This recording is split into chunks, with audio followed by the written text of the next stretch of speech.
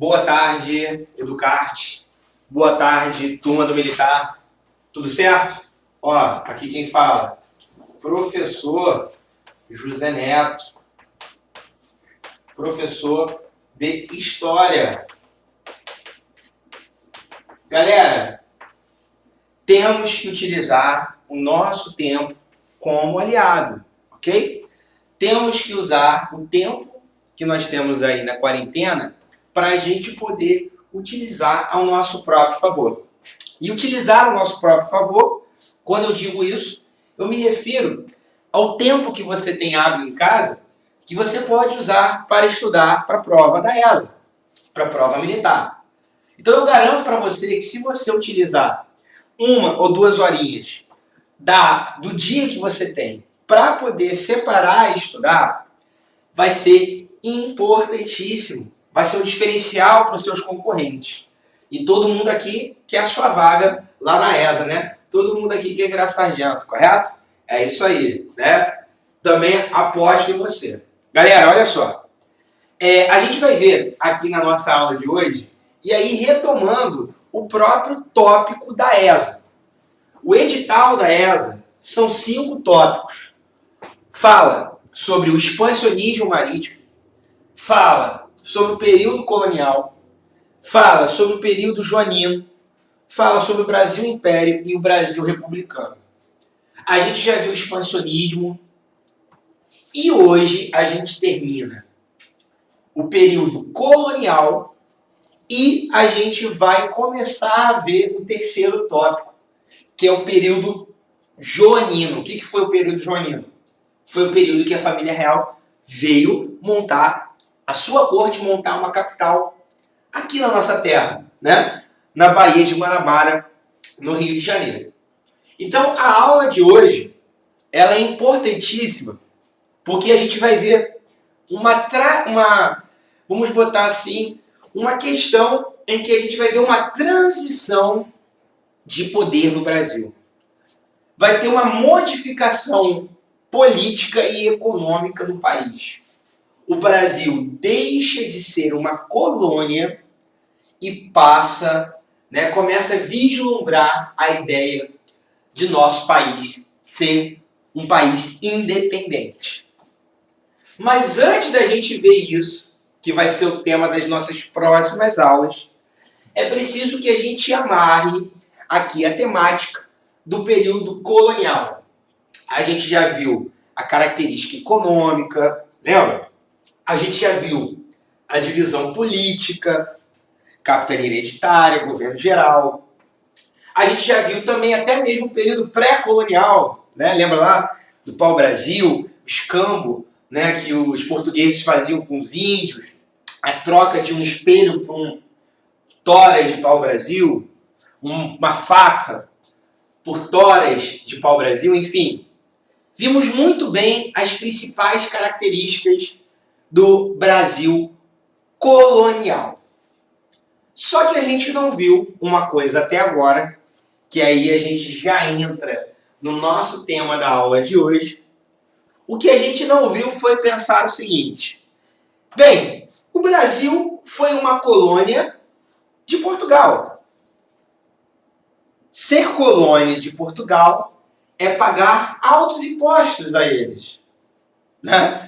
Ser colônia de Portugal significa o Brasil ter que pagar, né, coisas a mais para os portugueses, porque os portugueses querem lucrar com a nossa terra. Ok? Lembra disso? Né? E ninguém reclamou disso, professor. E os brasileiros aceitaram isso passivamente? Nenhum brasileiro contestou essa ideia de lutar pela independência do Brasil? E aí, é isso que a gente vai ver na aula de hoje. Ou seja, pelo período final do período colonial, no final do século XVIII, ou seja, a partir do ano de 1780, 1790, Portugal se viu num grande dilema. Qual o grande dilema? Em Minas e na Bahia em Minas Gerais e hoje estado da Bahia, surgiram dois movimentos populares, um mais, outro menos, como a gente vai ver, que queriam o fim da colonização portuguesa. Queria que o Brasil fosse independente.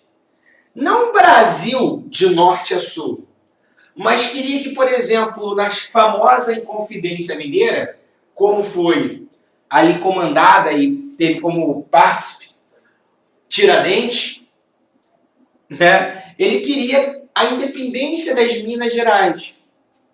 Na Conjuração Baiana, como a gente vai ver daqui a pouco, ou também conhecida como Revolta dos Alfaiates, a gente vê uma modificação onde os baianos queriam a independência de Portugal. Ou seja, não havia ainda uma ideia, como a gente chama hoje em dia de nacionalista, né? Ou seja, a ideia de um Brasil de norte a sul. O Brasil era o que as pessoas viviam em cada região. Então, em Minas Gerais, em 1789, na região da Bahia, em 1798, essas duas regiões buscaram se separar de Portugal, né? Então, o que a gente vai ver aqui, basicamente na aula de hoje, vai ser esse princípio, ou seja, a ideia de que alguns brasileiros lutaram e pagaram com sangue o desejo da liberdade, o desejo de pôr fim a uma dominação estrangeira em sua terra. E ao mesmo tempo que eles não queriam continuar com uma monarquia, mas queriam, sim, uma república. E o que a gente vai ver é justamente isso, a diferenciação entre eles. Né? Ao mesmo tempo que lá para o final da aula a gente vai ver um pouco sobre a vinda da família real para a nossa terra, ok? Galera, o que é fundamental aqui de você saber é o seguinte, tá? Você vai aprender aqui na aula de hoje o seguinte: essas revoltas têm uma contestação, né? Uma contestação contra, né, o privilégio português em terras brasileiras. Então, por exemplo, quem tinha prioridade para poder assumir cargos no Brasil? Era um brasileiro? Não, era Portugal. E isso deixa inquieto muitos brasileiros. Né? A ideia de que o brasileiro tem que vender o seu produto somente para as mãos portuguesas é uma ideia que acaba dando muito prejuízo para os brasileiros. Por quê? Como o Portugal era colonizadora, era a metrópole do Brasil, o brasileiro era obrigado a vender a cana-de-açúcar, vender o ouro, vender qualquer mercadoria que produzia na mão dos portugueses. Então, o que os portugueses faziam? Eles cobravam um valor mais alto do que o mercado no mundo inteiro.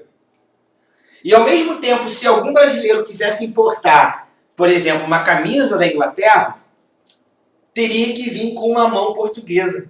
E aí eles vendiam mais caro. Ou seja, Portugal lucrou muito com o Brasil e isso causa uma revolta. E aí é que entra a prova da ESA. Essas revoltas, né, contestações, brigas, contendas, ela é dividida em dois tipos de revolta. Tem a chamada revolta nativista e as revoltas emancipacionistas, como está aqui no quadro. Quando há essa divisão entre revoltas nativistas e emancipacionistas, é porque o Gilberto Cotrim e Luiz Kochiba, eles separam dessa forma os conflitos que tiveram durante o Brasil colonial. E a gente vai entender isso melhor. E lá pelo final do período colonial, acontece uma mudança brusca na história do Brasil. Se o Brasil era colônia de Portugal, e geograficamente Portugal fica lá e o Brasil fica aqui, o que acaba ocorrendo? Em 1808, a família real vem para cá. e monta o seu reino no Brasil. E isso modifica totalmente a história brasileira, tá? Então, a gente vai ver um pouquinho disso na nossa aula de hoje, tá? Primeira coisa que você tem que saber, e a gente já trabalhou um pouco disso nas nossas aulas, né? O que é ser colônia? O Brasil foi colônia de Portugal. Quer dizer basicamente o seguinte no lado econômico. Quer dizer que havia um pacto colonial entre o Brasil e Portugal. O que é o pacto colonial? Portugal é a metrópole e o Brasil é a colônia. Portugal é um país pequeno, lá na Europa, com poucas pessoas, e o Brasil, principalmente a partir da metade do século XVIII, é um país gigantesco, com muita gente, mais do que até Portugal. Então você vê aí a contradição. Geralmente, a gente admite a ideia de uma derrota, a ideia, né, de servir alguém quando esse alguém é mais forte do que a gente. Ok? Né? A ideia é que você seja servo de uma pessoa mais forte. A ideia é que um time seja freguês de um outro time mais forte. Mas não era muito bem isso que acontecia. Por quê? Portugal era um país menor, economicamente mais pobre e com menos pessoas, menos povoado do que o Brasil, que era colônia. Mas, porque oficialmente Portugal coloniza o Brasil, acaba que Portugal quer tirar toda a riqueza possível do Brasil e levar para eles lucrarem sozinhos. E aí? E os brasileiros? Professor, tá bom, entendi. Portugal explorava o Brasil. Show de bola, isso eu aprendi desde sempre. Mas me dá um exemplo de que uma exploração portuguesa do Brasil, uma contradição. Separei aqui dois aqui para vocês. Existiam as chamadas companhias comerciais. Então, ou seja, qual é o procedimento normal hoje no Brasil se você tem uma fábrica de sapato? Se você tem uma fábrica de sapato e você quer ganhar dinheiro, você vai exportar para ganhar em dólar, correto? Que vale muito mais que real. E aí você está lá, bota na internet seu produto e quer vender o sapato no estrangeiro. E aí chega lá um português querendo pagar 10 dólares. Chega um alemão querendo pagar 15. E chega um chinês querendo pagar 30. Quem que você vai escolher para vender o seu sapato? O português que pagou 15 ou o chinês que pagou 30? Você vai escolher o chinês, correto? Ele vai gastar mais e você vai lucrar mais, não é isso? Correto. Mas esse é o pensamento de um país independente. O Brasil não podia comercializar à vontade com qualquer outra nação. Por quê? Somente Portugal e somente os portugueses é que podiam comprar o produto brasileiro. Então havia uma contradição de uma nação como a Holanda pagar 30 e o português pagar 15 e falar, não, vai ser 15 porque eu estou mandando e você vai vender para mim. Ou seja, as chamadas companhias comerciais, elas tinham um monopólio do comércio. Se um brasileiro quisesse importar alguma coisa de outro país, tinha que pedir para uma companhia comercial portuguesa comprar para ela. E aí, obviamente, fica mais caro, né? E se um brasileiro quisesse vender alguma coisa para a Holanda, ele tinha que vender primeiro para a companhia comercial, que pagava bem mais baixo do que o preço normal. Então, ou seja, era jogo demais para os portugueses explorar o Brasil. E ao mesmo tempo que a gente vai ver uma outra contradição, se por um lado econômico é isso, por outro, há uma contradição política, né? Ou seja, o português que está lá em Portugal, ele escolhe uma pessoa de confiança para governar uma terra aqui no Brasil. E os brasileiros que já estão aqui há séculos, Não conhecem a terra? É claro que conhecem, mas quem Portugal escolhe para governar o Brasil, municípios ou estados brasileiros? São portugueses. Aquilo que eu disse da contradição, né? Ou seja, Portugal era menor, estava do outro lado do mundo, tinha menos gente, mas os principais cargos no Brasil não eram de ricos brasileiros ou de pobres. Os cargos ocupados pelo Brasil, aqui no Brasil, cargos políticos, eram ocupados por portugueses. Aí a pergunta que eu faço provocativa é: os brasileiros aceitavam isso? E aí que entra a questão. E aí é que entra a nossa disciplina de história e que você tem que entender. Houveram ali por volta de 7 a 8 revoltas durante todo o período colonial no Brasil. Agora, para a prova da ESA, não basta você saber um pouco sobre essas revoltas. Você tem que saber dividi-las em 2 tipos diferentes de revoltas. Existia aquela revolta que era chamada de nativista. O que são as revoltas nativistas? Preste atenção. São revoltas em que as pessoas daquela região, elas, de alguma maneira, estão ali em uma revolta por algum conflito de interesse regional entre brasileiros. Ou pode ser também um pensamento de uma revolta onde os caras estavam bolados com Portugal, mas eles achavam que dava para consertar, ou seja, o laço com a terrinha, com Portugal, me une a ela ainda. Eu só estou fazendo essa revolta aqui para protestar contra uma coisinha que vocês estão fazendo de errado. Ou seja, revoltas que não pediram a independência do Brasil, que não pediram a independência, o fim da colonização portuguesa, é chamada de revolta nativista. E por outro lado, nós temos as revoltas chamadas emancipacionistas, ou seja, olha o nome, de emancipação, de independência. Então o que a gente vê nas chamadas revoltas emancipacionistas? O desejo pela independência. Nativistas não queriam a independência, eles estavam satisfeitos com a colonização portuguesa, mas queriam só mudar uma coisinha aqui, uma coisinha acolá. Já as revoltas emancipacionistas, não. Não, a gente vai se separar de Portugal. E aí, vamos começar aqui em ordem cronológica de revoltas nativistas. A primeira que ocorreu foi a chamada Revolta de Beckman, em 1684, na região lá no Nordeste chamado Maranhão.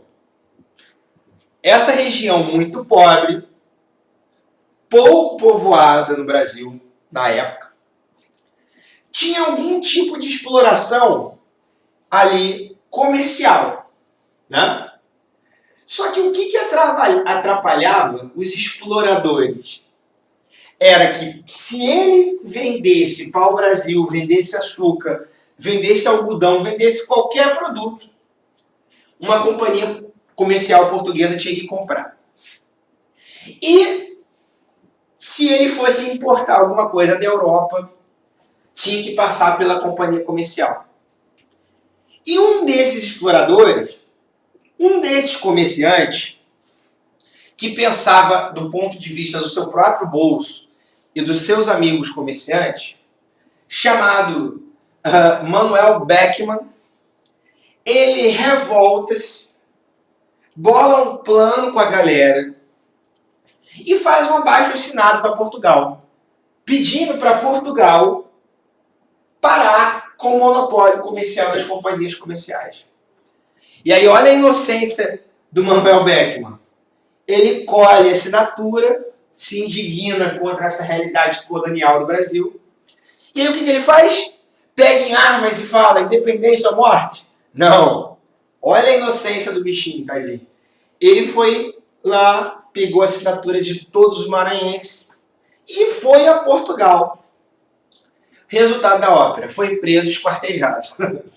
Né? Ou seja, a revolta de Beckman, observe bem que ela é nativista por quê? Ele ficou indignado com uma cobrança portuguesa, com uma contradição da colonização. E aí o que ele fez para resolver? Pegou uma espada e pediu independência? Não. Ele foi lá em Portugal, levou uma cartinha para o rei. E aí deu no que deu. Ou seja, o objetivo desse movimento não era pedir a independência. Era modificar um tipo de colonização dessas companhias comerciais. A outra guerra que acontece, o outro conflito, é o chamado Guerra dos Emboabas. A Guerra dos Emboabas, ela é muito mais... não tem nada a ver com colônia, basicamente. A Guerra dos Emboabas, ela é basicamente um conflito regional nas Minas Gerais, que foi uma guerra entre 1708 e 1709. Preste atenção. Essa guerra ocorreu da seguinte maneira.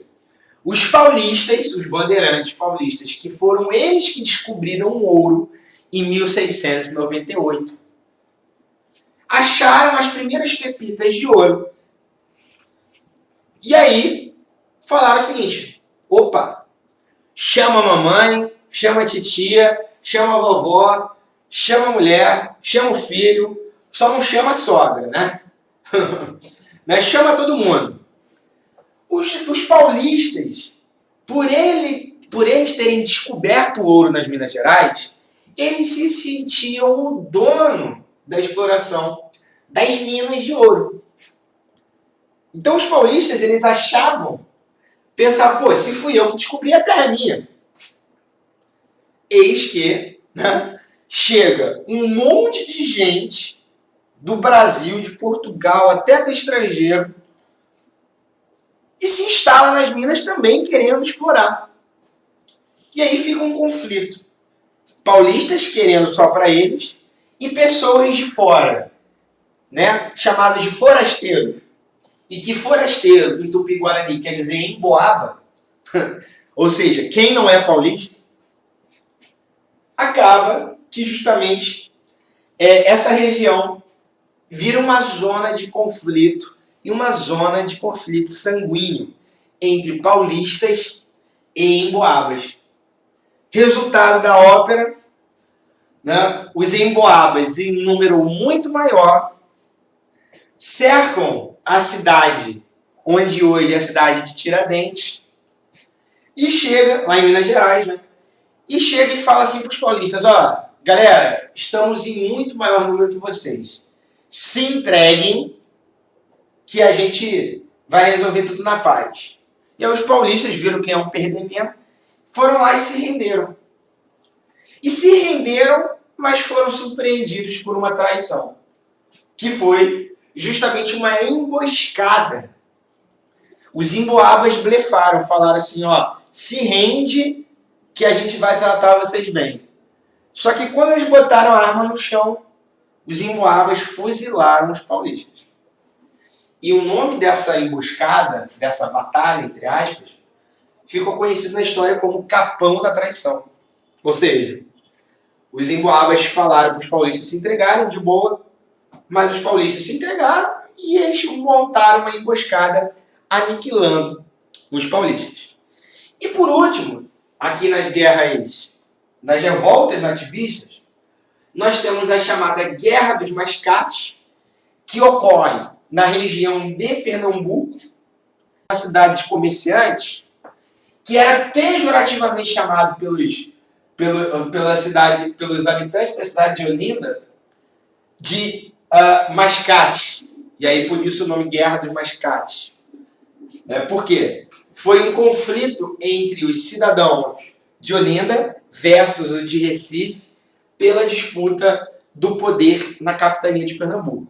Quem acaba vencendo são os mascates, são os recifenses, tá? Que dominam e acabam se tornando a principal cidade de Pernambuco. Agora, por último, a última revolta nativista foi a chamada Revolta do Filipe dos Santos, e novamente na região das Minas Gerais. O que era essa revolta?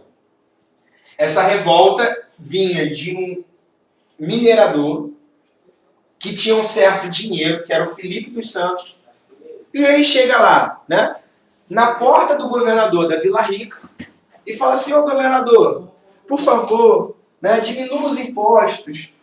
Por favor, pare de cobrar tanto ouro aqui da gente, a gente não tem mais. E aí ele vai lá, novamente, leva uma lista e fala: ó, não estou sozinho nessa, tem um monte de gente. Resultado, o governador manda fuzilar o Felipe dos Santos. Ou seja, observe aí novamente a ingenuidade desse movimento, né? Esses caras, como o Felipe dos Santos, ou o Manuel Beckmann, no Maranhão, eles queriam consertar a colonização, ok? Eles queriam mostrar assim para o colonizador: olha, por favor, não faça isso, por favor, isso aqui está errado. Levava listinha de assinatura para falar que estava errado. Em nenhum momento pegaram uma espada ou um fuzil e falaram: vamos ficar independente agora. Não. Né? Eles foram lá e mandaram cartinha pedindo para Portugal mudar a sua política. Então é por essas e outras que nós temos esse tipo de revolta que são as chamadas revoltas nativistas, ou seja, conflitos locais, conflitos regionais, ou então, no máximo, um conflito onde um brasileiro bate na porta da casa de um português e fala assim: por favor, mude, meu querido. Né? E aí é por isso que o nome é revolta de nativista. Por outro lado, né, a prova da ESA, ela pensa que existe um outro tipo de revolta, e que são as chamadas revoltas emancipacionistas. Se a nativista era um conflito entre brasileiros, ou no máximo um pedido de por favor, não seja mal, a revolta emancipacionista não. A revolta emancipacionista, na década de 1780 e 1790, foi uma revolta em que envolveu, preste atenção, envolveu um objetivo. Qual? Fazer a sua região independente. E aí nós temos a famosa Inconfidência Mineira, né? Que nós temos um feriado nacional semana que vem, na terça-feira, dia 21 de abril, dia de morte de Tiradentes, que participou da Inconfidência Mineira. E nós temos uma pouco esquecida, talvez a gente entenda melhor por que ela foi esquecida, a chamada Conjuração Baiana, né? A Revolta dos Alfaiates. E a gente vai entender o que os baianos e os mineiros queriam e o que os baianos e os mineiros tinham de diferente na sua revolta. Presta bem atenção. Olha só. Na região das Minas Gerais, como a gente já viu nas nossas últimas aulas, existiam vários impostos para Portugal abocanhar o ouro da região, correto? O principal deles foi o quinto, né? A famosa expressão quinto dos infernos, né? Vem daí, do imposto do quinto. O que era o quinto? 20% do ouro não era do cara que foi lá e meteu a mão para pegar o ouro. Pertencia a Portugal. 20% de todo o ouro produzido nas minas deveria ir para eles. Só que os portugueses, eles achavam que ainda estava pouco. E, de alguma maneira, eles desconfiavam, de uma maneira um pouco certa, mas um pouco exagerada ao mesmo tempo, de que no Brasil, os brasileiros estavam escondendo o ouro. Né? Que os brasileiros estavam envolvidos em corrupção para não pagar o quinto. Então, o que Portugal fez? Portugal mudou a estratégia de cobrança de impostos. Ao invés de cobrar 20% de tudo, Portugal passa a cobrar 100 arrobas de ouro, que isso dá 1,5 tonelada de ouro. Por ano, os mineradores tinham que dar para os portugueses 1.500 quilos de ouro. Ah, professor, tadinho. E se o cara foi lá e peneirou e só achou 1.200 quilos de ouro? E para bater os 1.500, o que faz? Aí há um famoso, né, e é isso que é a chave para a gente entender a Confidência Mineira, um outro tipo de imposto. Um imposto mais agressivo, que é a chamada derrama. O que é a derrama? Se faltou 300 quilos para bater a meta sua de 1.500 para Portugal, o que os portugueses fazem? Mandam suas tropas na sua casa e aí eles vão pegar tudo que tem na tua casa até dar 300 quilos de ouro equiparados. Bizarro, né? Mas isso é o Brasil colônia. O Brasil é uma terra para servir a Portugal, não para pensar em si próprio. E é nesse momento em que Portugal arrocha principalmente a cobrança de impostos, em que Portugal passa a aumentar o nível de imposto na região das Minas, é o momento que a produção aurífera já está em declínio. Os portugueses estão pensando grana, grana, grana, grana. Mas a terra brasileira, e todos vocês sabem disso, o ouro é um mineral, né? E por ser mineral, ele não é renovável. É um recurso finito, assim como o petróleo. Em algum momento vai acabar. Tem hora marcada. Basta a gente ver qual vai ser o nível de consumo de petróleo. É a mesma coisa o ouro. Na região das Minas Gerais, a terra ali tem tanta possibilidade de conseguir ouro, mas o momento acaba.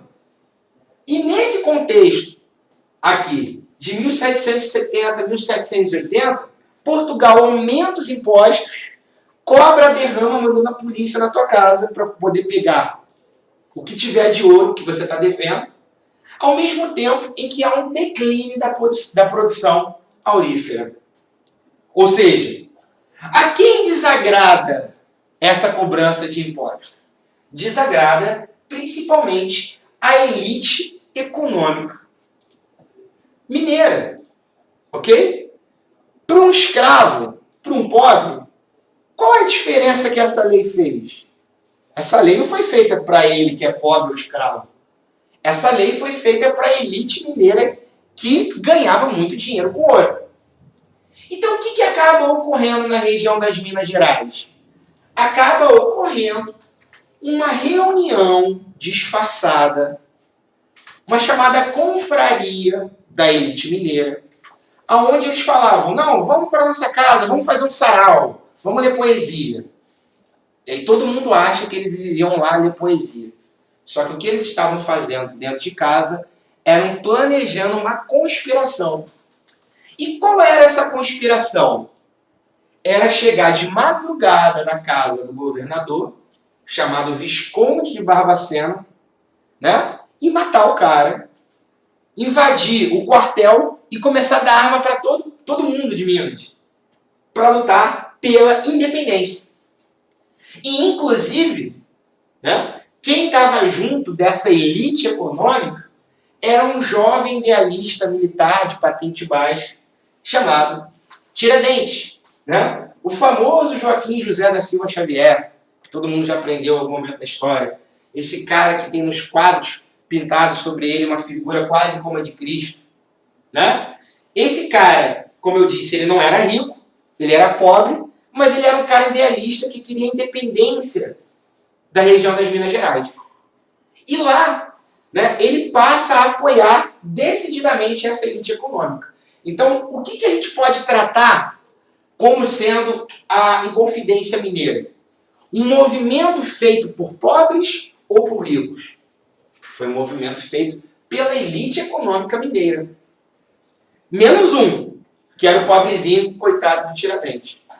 Tiradentes, ele era um alferes, e que na época era uma posição, uma patente abaixo de sargento, mais ou menos hoje em dia, né? E o Tiradentes estava lá apoiando. Só que no meio dessa reunião havia, né, e a gente vai ver isso ao longo, né, tanto da Inconfidência Mineira como da Conjuração Baiana, sempre um vacilão, né? Sempre um X9.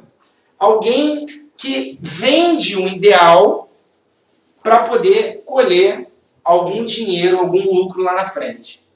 E o nome desse maior X9 da história brasileira, o nome desse maior vacilão da história brasileira, né, foi justamente Joaquim Silvério dos Reis, né, famoso também. O que ele descobre? Né? Ele, como sendo um suposto inconfidente, descobre os planos dos inconfidentes, e ele vai lá na casa do Visconde Barbacena e fala assim, meu amigo, eu tenho uma informação para te contar. Aí o cara falou, me conta, mas só se você me der alguma coisa em troca. né? E aí foi combinado que Joaquim Silvério dos Reis não precisaria pagar o imposto a Portugal. E aí ele soltou o verbo. O que ele falou? Ele falou, ó, no dia da derrama, fulaninho de tal, fulaninho de tal, fulaninho de tal e Tiradentes vão invadir a sua casa, te matar e vão distribuir armas para o povo mineiro. E aí ele fica assustado. Um dia antes da derrama acontecer, as tropas, a polícia de Portugal, desbarata o movimento e prende todo mundo, inclusive Tiradentes. E aí é uma história muito icônica, muito engraçada, porque na hora que eles foram presos, todos os inconfidentes pediram desculpa, pediram clemência à rainha Dona Maria. Falaram, por favor, não faça isso. Eu estive pensando coisa errada, mas por favor, peço perdão, não faça nada comigo. E aí a rainha concede perdão a todo mundo. O único que é o orgulhoso, que não pede perdão, foi Tiradentes. E aí Tiradentes foi transportado para o Rio de Janeiro, ficou preso lá no Palácio Tiradentes, onde hoje é a LERJ, né, na Praça 15, e foi levado até onde hoje é a Praça Tiradentes, ali perto da Lapa, e ali ele foi esquartejado em praça pública, e cada pedaço dele foi distribuído para uma região do Rio de Janeiro e de Minas Gerais. Né?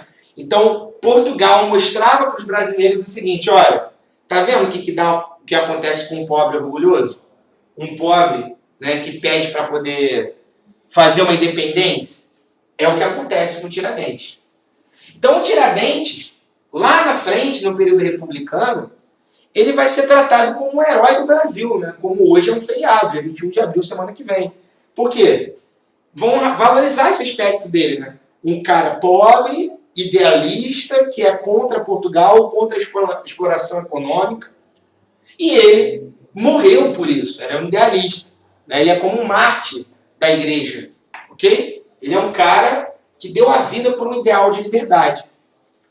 Mas a pergunta que eu faço a vocês é, os mineiros realmente queriam uma modificação assim, ó, nossa, nas Minas Gerais?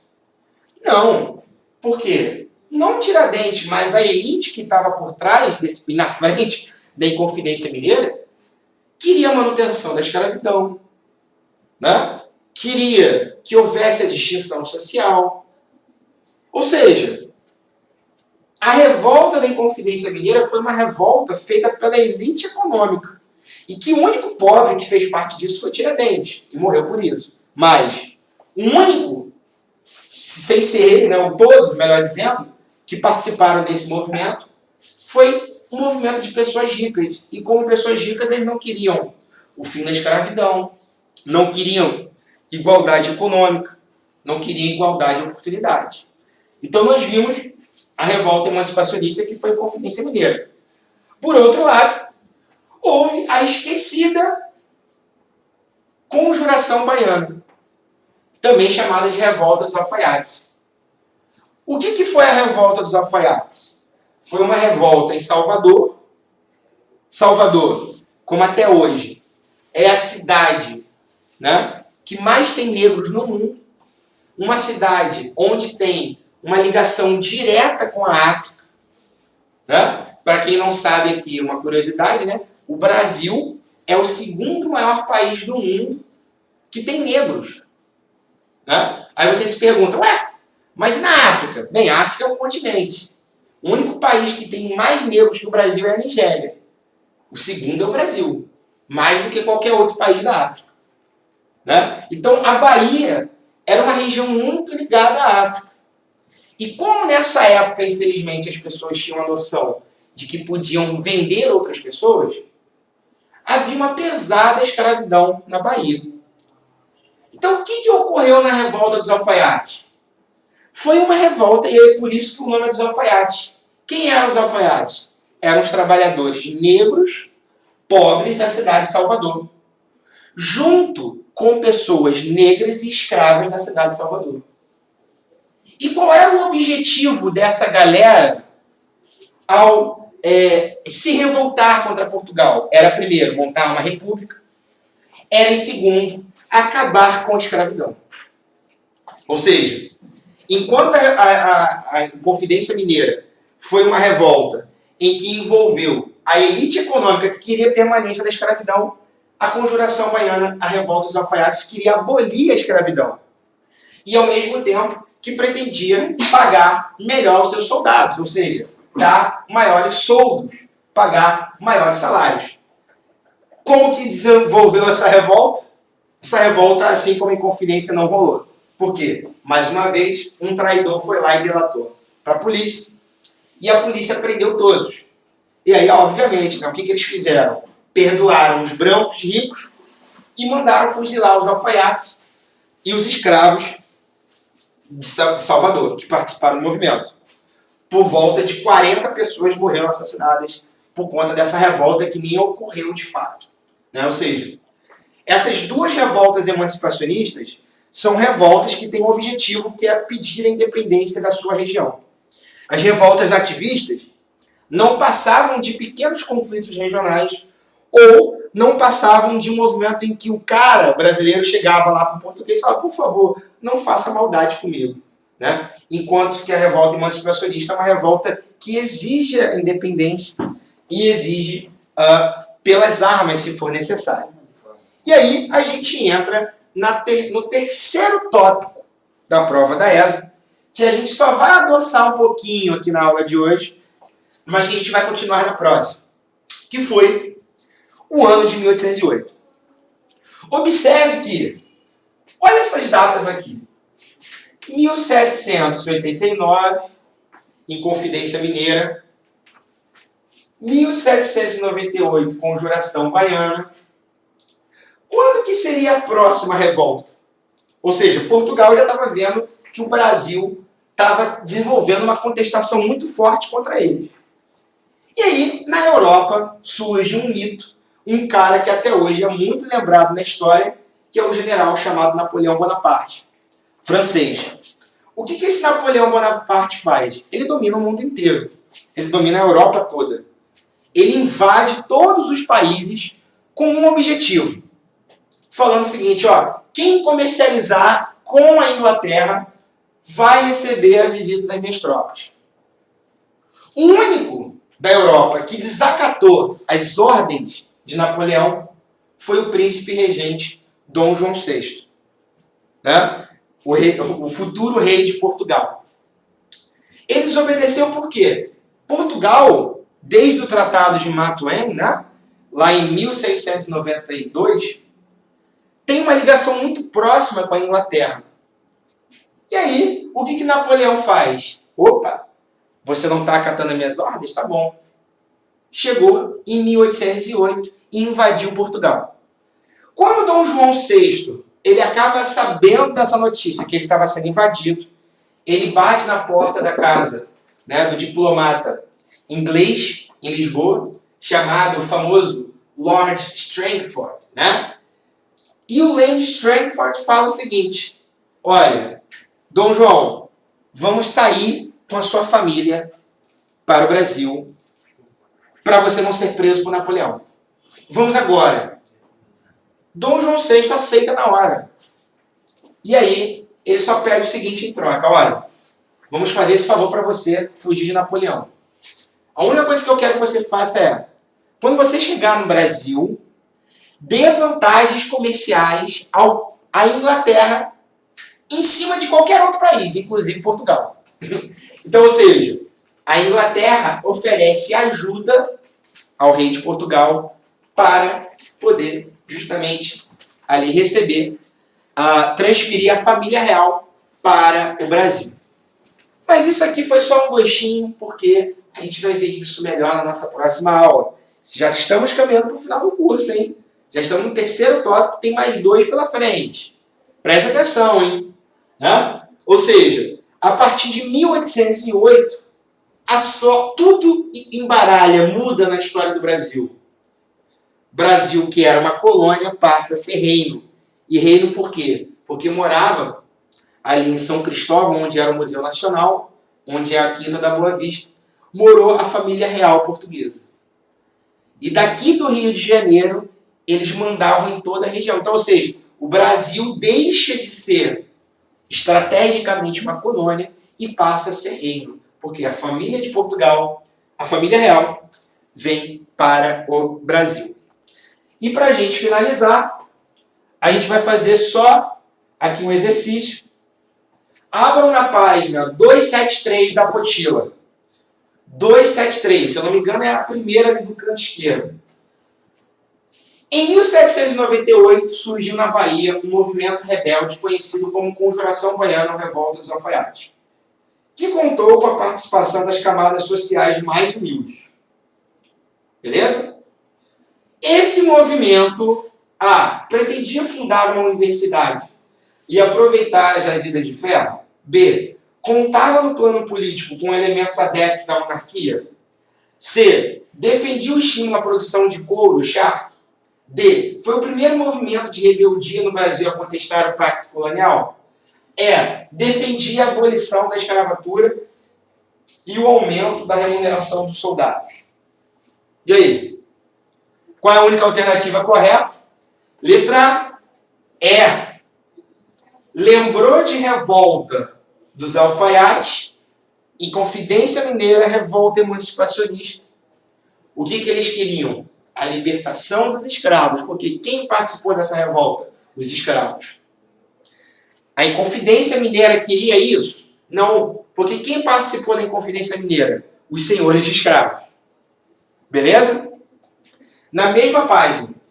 A respeito da Inconfidência Mineira ocorrida no Brasil em 1789, pode ser afirmado com relação que a extinção da escravidão no Brasil era defendida pelo movimento Inconfidente? B. Entre os projetos do Confidente estavam fechamentos de engenhos em Minas? C. A coroa portuguesa propôs a anistia a todos os revoltosos e perdão das dívidas em troca da rendição incondicional dos Inconfidentes? D. A rebeldia foi desencadeada em um contexto pela diminuição da produção aurífera e aumento da cobrança de impostos? As lideranças do movimento defendiam a extinção da propriedade privada. Qual? Letra D. Ok? Ou seja, foi a Inconfidência Mineira foi no contexto em que Portugal aumenta os impostos e há um declínio da produção de ouro nas Minas Gerais. E por último, para fechar a régua, na mesma página, 273. As lutas do período colonial são divididas em revoltas nativistas e revoltas emancipacionistas. Entre essas últimas, ou seja, emancipacionistas, podemos incluir letra A, revolta de Vila Rica, revolta de Palmares, revolta dos Alfaiates, revolta dos Mascates ou revolta de Amador Bueno. A que queria emancipação só foram duas.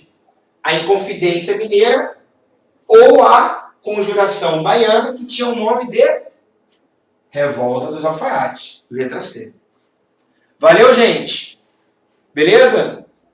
Tudo certo? Ó, estudem aí, podem ficar tranquilos que eu vou postar também o slide aí para vocês. Valeu?